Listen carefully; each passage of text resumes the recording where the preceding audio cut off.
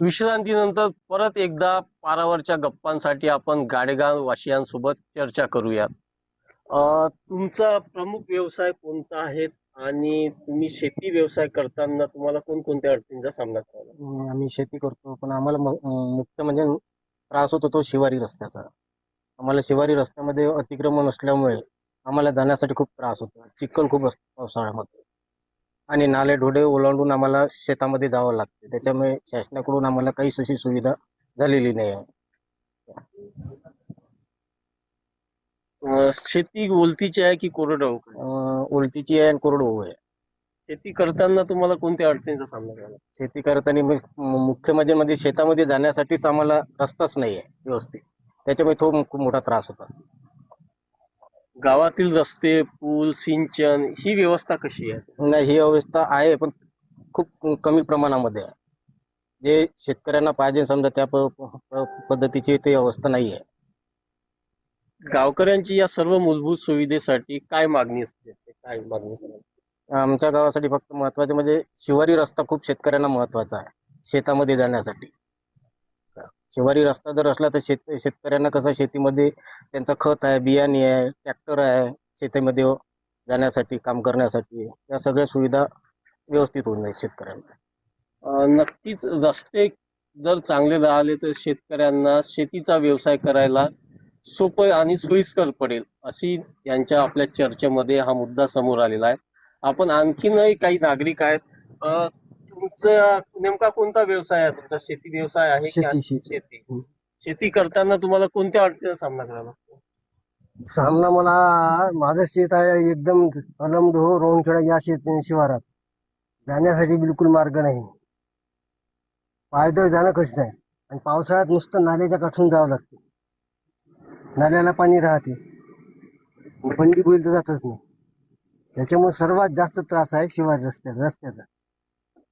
यशोदा नदीला पूर आल्यानंतर तुमच्या शेतीचं किती नुकसान होते आणि यावरती शासन लक्ष देते का? नाही, माझं कमीत कमी 4 एकर शेतात नुकसान होते, कारण नाल्याचं पाणी जे आहे ते पूर्ण माझ्या शेतातून जाते मागं सारल्यानंतर. आणि मग काही हे केल्यानंतर मग शासन देते, पण ते काय तेवढे उत्पन्न देतच नाही ते.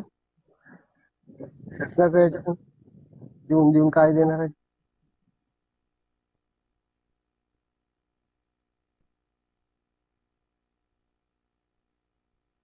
काय कोणकोणते उत्पन्न तुम्ही शेतीमध्ये घेता? पराठी, सोयाबीन, चना, तूर. यावर्षी कोणतं उत्पन्न घेणार आहे तुम्ही शेती? यावर्षी सोयाबीन, पराठी, बाकी मग समोर चना. चना काय ओलीत आहे की कसं? बोलता का? पाणी आहे का तुमच्याकडे? विहीर आहे. किती उत्पन्न होतं? 7-8 पोते एकरी.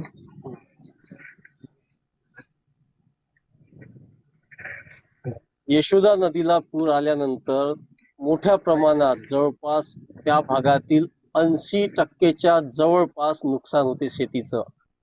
दरवर्षी पाऊस आला की परिसरातील गाडेगाव असेल, चांदकी असेल, रोहनखेडा असेल, अलमडो असेल, या एवढंच नाही तर भगवा या सर्व परिसरातील शेतकऱ्यांना पुराचा मोठा फटका बसतो. शासन नुकसान भरपाई देते, परंतु ती नुकसान भरपाई एवढी तुटपुंजी राहते की ते शेतकऱ्यांना सुद्धा परवडत नाही. या सर्व याच्यावरती बोलण्यासाठी आपल्यासोबत गावातीलच सामाजिक कार्यकर्ते आहेत, सोबतच शेतकरी सुद्धा आहेत. राजू गिरी म्हणून आपण त्यांच्याकडनं संपूर्ण गावाचा आढावा, नेमकं गावातील कोणकोणत्या समस्यांना गावातील शेतकरी असेल, विद्यार्थी असेल, युवा वर्ग असेल यांना सामना करावा लागते, संपूर्ण गावाचा आढावा आपण त्यांच्याकडनं जाणून घेऊया. काय तुमच्या गावाच्या नेमक्या काय समस्या आहेत? गावामध्ये प्राथमिक स्वरूपामध्ये तर रस्त्याची समस्या आहे. कानगाव ते गाडेगाव 5 किलोमीटर जो रस्ता आहे गेल्या 20-25 वर्षापासून पुन्हा त्याचं रिकन्स्ट्रक्शन झालं नाही. आणि स्थानिक आमदार आणि यापूर्वीचे झालेले आमदार, माजी आमदार यांच्याकडे सुद्धा वारंवार आम्ही सातत्यानं प्रयत्न केले, ग्रामसभेचे ठराव दिले, पण त्याच्यावर काहीच उपाययोजना झाली नाही. आणि दुसरी गोष्ट म्हणजे शेतीच्या बाबतीत 90 ते 95% लोक हे कोरडवाहू शेतकरी आहे आणि पावसाळ्याच्या दिवसामध्ये जवळपास 30 ते 40% शेती जे आहे ते अतिवृष्टीमुळे आणि यशोदा नदीच्या नाल्याच्या पुरामुळे अतिवृष्टीग्रस्त असल्यामुळे संपूर्ण खरीप पिकं हे पुराखाली चालले जाते. त्यामुळे नाल्याचं खोलीकरण आणि नदीचं खोलीकरण सरळीकरण हे दोन मुद्दे महत्त्वाचे आहे. कारण शेतकऱ्याला एकाच पिकावर अवलंबून राहावे लागते. खरीप पीक पूर्ण त्याच्या हातातून चाललं जाते. दुसरी गोष्ट गावाच्या बाबतीमध्ये झालं तर बस सेवा बंद आहे. रस्त्याअभावी एखादी रुग्ण जर सिरियस झाला तर ॲम्ब्युलन्स सुद्धा तातडीने गावापर्यंत पोहोचू शकत नाही, अशी गावाची अवस्था आहे. त्यामुळे विद्यार्थ्यांचं शिक्षण प्रभावित झालेलं आहे. गावामध्ये बेरोजगारीचा प्रश्न आहे. परिसरामध्ये असे कुठलेच उद्योग नाही. आणि शेतीच्या बाबतीमध्ये पूर्वी कोरडवाहूमध्ये 4 ते 6 क्विंटल एकरी उत्पादन होत होतं. आता बीटी आले तेव्हापासून 9 ते 10 पर्यंत ॲव्हरेज गेलं. पण उत्पन्न खर्च वाढल्यामुळे शेती हे तोट्यात आहे. शेती शेतकऱ्याला परवडत नाही. जास्तीत जास्त शेती हे सिंचनाखाली आणणं गरजेचं आहे. सिंचन विहिरी शासनाने दिल्या, त्याचे अनुदान 4-4 वर्ष झाले, परंतु अजूनही लोकांना पैसे मिळाले नाही. काही MRGS मधून विहिरी झाल्या, काही पोखरामधून झाल्या. संपूर्ण खर्च शेतकऱ्यांना लावलेला आहे. काही शेतकऱ्यांचे योजना अर्धवट राहिलेल्या आहे पैशाअभावी, निधी अभावी. आता शेतकऱ्यांची लागवडीची लगबग सुरू झालेली आहे. एकीकडे लागवडीचा वेळ आला तर दुसरीकडे आता बियाणं सुद्धा महाग तर झालंच, पण मिळत पण नाही आहे. मार्केटमध्ये खूप तुटवडा आहेत. सोबतच सरकारने आता 7/12 दाखवल्याशिवाय खत सुद्धा देणार नाही. यावर कसं बघतो? निश्चितच शासनाने यावर्षी खताच्या आखाती देशामध्ये जे युद्धजन्य परिस्थिती होती त्याच्यामुळे खताची मागणी जास्त आहे आणि पुरवठा कमी आहे. त्याच्यामुळे किमती वाढल्या आणि शासनाने अनेक अटी घालून दिलेल्या आहे का जसं तुम्हाला आधार कार्ड, पॅन कार्ड, तुमचा बायोमेट्रिक थंब हे असल्याशिवाय आणि युरियाचा तुटवडा आहे. तुम्हाला जर 20-25 एकर जमीन असेल तरी फक्त 5च थैल्या युरिया मिळणार आहे.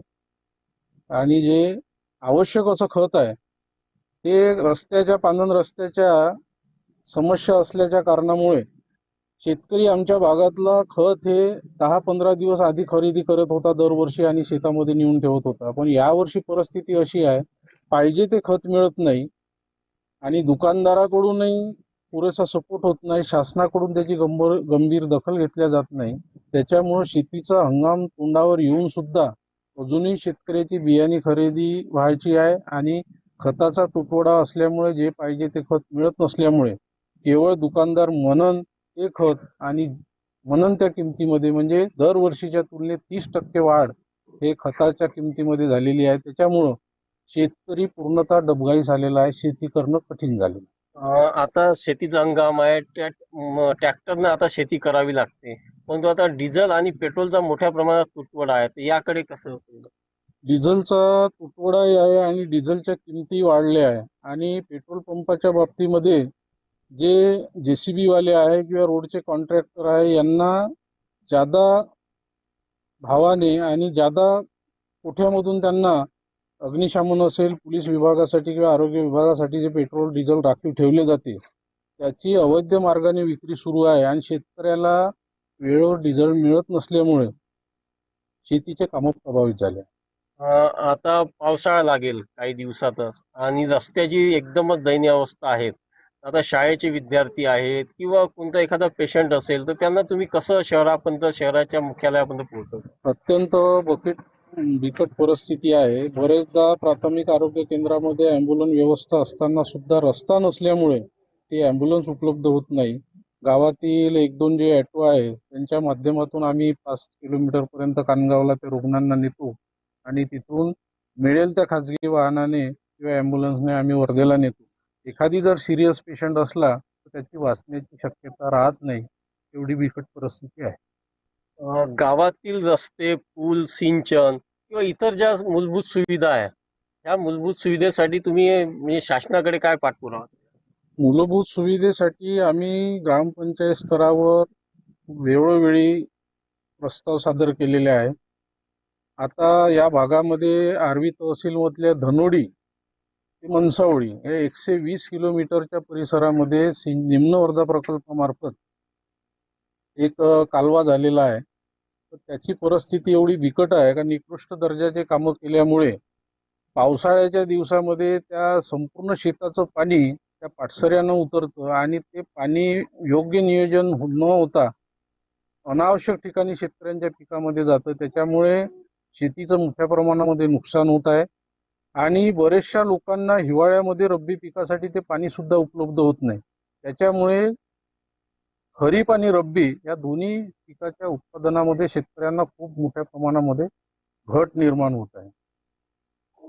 या गावाला ऐतिहासिक वारसा आहेत, पुरातन मंदिर आहेत, हे संपूर्ण जपण्यासाठी शासनाकडून काय प्रयत्न शासनाकडून किंवा पुरातत्व विभागाकडून अशी कुठलीच मदत मिळाली नाही. पण आमचे पूर्वज सांगतात एक महादेवाचं पुरातन मंदिर होतं, त्याचा तसा पुरातत्व विभागाकडे रेकॉर्ड आहे आणि जवळपास 1600 ते 1800 न 1942 पर्यंत या गावामध्ये जत्रा भरत होती असा उल्लेख मालगुजारी लिखाणामध्ये आहे आणि तालुक्याच्या आणि पुरातत्व विभागामध्ये आहे. एक पुरातन गाव म्हणून या गावाची ओळख आहे.